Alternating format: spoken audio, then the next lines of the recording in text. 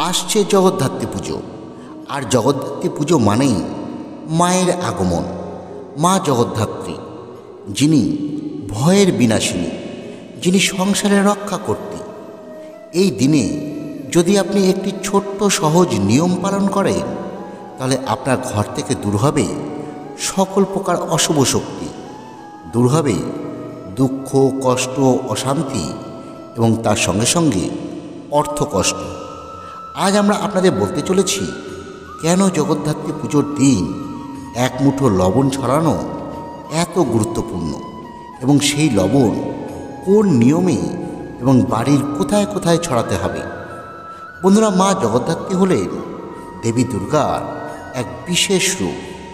জগৎকে যিনি ধারণ করেন তিনি হলেন জগদ্ধাত্রী।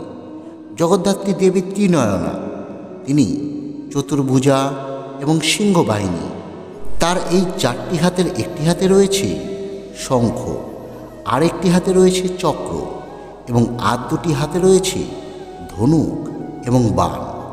গলায় নাগযজ্ঞ পবিত, বাহন সিংহ করিন্দাসু, অর্থাৎ হস্তিরূপী অসুরের পৃষ্ঠে তিনি দণ্ডায়মান। দেবীর গাত্রবর্ণ উদীয়মান সূর্যের ন্যায়।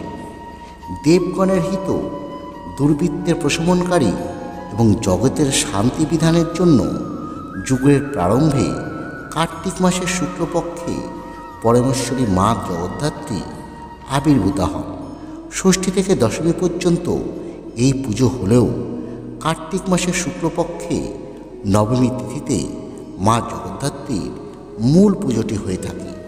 তবে এই দিনে একটি বিশেষ টোটকা যদি আপনি করতে পারেন, তাহলে মা জগদ্ধাত্রীর কৃপা আরও দ্রুত মেলে বলে আমাদের শাস্ত্র মনে করে।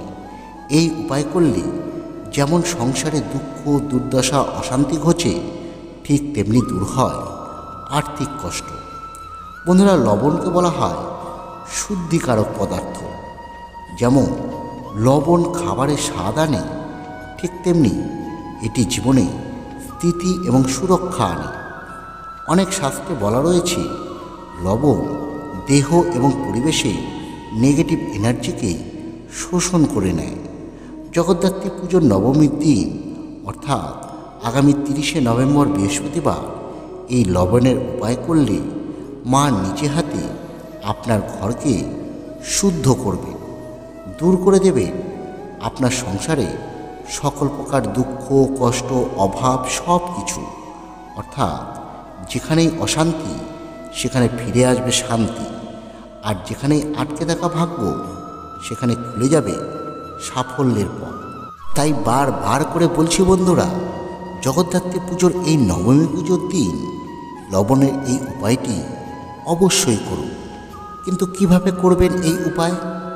ওই নবমী পুজোর দিনে সকালে বা সন্ধ্যায় স্নান সেরে শুদ্ধ বস্ত্র পরিধান করে একটি ছোট্ট বাটিতে এক মুঠো সাদা লবণ নেবেন। তারপর মা জগদ্ধাত্রীর নাম স্মরণ করে বলবেন, মা, আমার ঘর থেকে দূর করো সব অশুভ শক্তি, আমাকে দাও সুখ, শান্তি এবং সমৃদ্ধি। এরপর প্রথমে বাড়ির মূল দরজার সামনে সামান্য লবণ ছড়িয়ে দেবেন। এতে অশুভ শক্তি বাড়িতে আর প্রবেশ করতে পারবে না। এরপর ঠাকুর ঘরের চার কোণে সামান্য লবণ ছড়িয়ে দেবেন। এতে আপনার পুজোর স্থানকে পবিত্র রাখবে। তারপরে রান্নাঘরে যেখানে আগুন জ্বলে সেখানে একটু লবণ ছড়িয়ে দেবেন। এতে সংসারে অন্নের অভাব আর হবে না। সবশেষে বাড়ির দক্ষিণ পশ্চিম কোণে একটু লবণ রেখে দেবেন। এই দিককে অর্থের দিক বলা হয়। এটি স্থিতি, ধন এবং সৌভাগ্য বৃদ্ধি করবে। তার সঙ্গে সঙ্গে এই দিন আপনারা ঘর মোছার জলে সেই লবণ এক চিমটি ফেলে দিন। সেই লবণ জল দিয়ে আপনার ঘর পরিষ্কার করুন। এতেও নেগেটিভ শক্তি চিরতরে আপনার বাড়ি থেকে দূর হয়ে যাবে। এরপর আপনি বাড়িতে যে সমস্ত স্থানে লবণ ছড়িয়ে রেখেছিলেন সেটি সন্ধেবেলা বা রাত্রেবেলা ঝাড়ু দিয়ে এক জায়গায় করুন এবং সেটিকে কোনো প্রবাহিত জলে ফেলে দিন। অথবা বাড়ির কোনো দূরের স্থানে সেটাকে ফেলে দিয়ে আসুন। তবে উপায়টি করবার সময় একটি কথা আপনাকে সর্বদা স্মরণে রাখতে হবে। সেটি হলো, লবণ ছড়ানোর সময় মনে রাখবে, মনে কোনো রকম সন্দেহ বা কোনো রকম ভয় রাখবেন না। প্রকৃত বিশ্বাস নিয়ে এই উপায়টি আপনাকে করতে হবে। আপনার যদি কোনো প্রকার সন্দেহ থাকে বা উপায়টির উপর কোনো প্রকার বিশ্বাস না থাকে, তাহলে কিন্তু উপায়টি থেকে কোনো ফলই আপনারা পাবেন না। যদি সত্যি ভক্তি নিয়ে এই কাজ করেন, মা জগদ্ধাত্রী আপনার জীবনে অবশ্যই আলো ছড়াবে।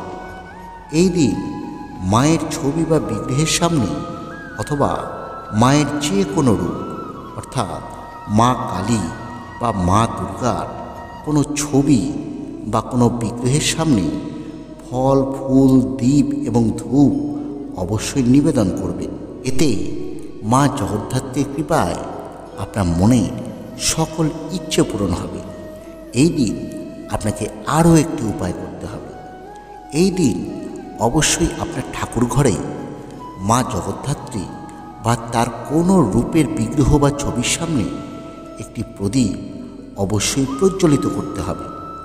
অনেকেই বলে এই পদ্ধতি করার পরে তার ঘরে শান্তি ফিরেছে, ঝগড়া বন্ধ হয়েছে, ব্যবসা বা চাকরিতে উন্নতি হয়েছে, কারো আবার হঠাৎ অর্থপ্রাপ্তি ঘটেছে।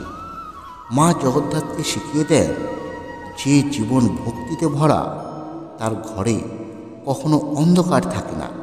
তাই এই জগদ্ধাত্রী পুজোয় একবার অন্তত এই উপায়টি চেষ্টা করে দেখুন। এক মুঠো লবণও লুকিয়ে রয়েছে মা জগদ্ধাত্রীর আশীর্বাদ।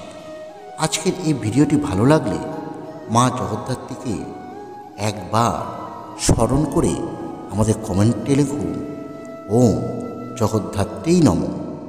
মায়ের আশীর্বাদে আপনার জীবনে আসবে সুখ, শান্তি এবং সমৃদ্ধি। জয় মা জগদ্ধাত্রী।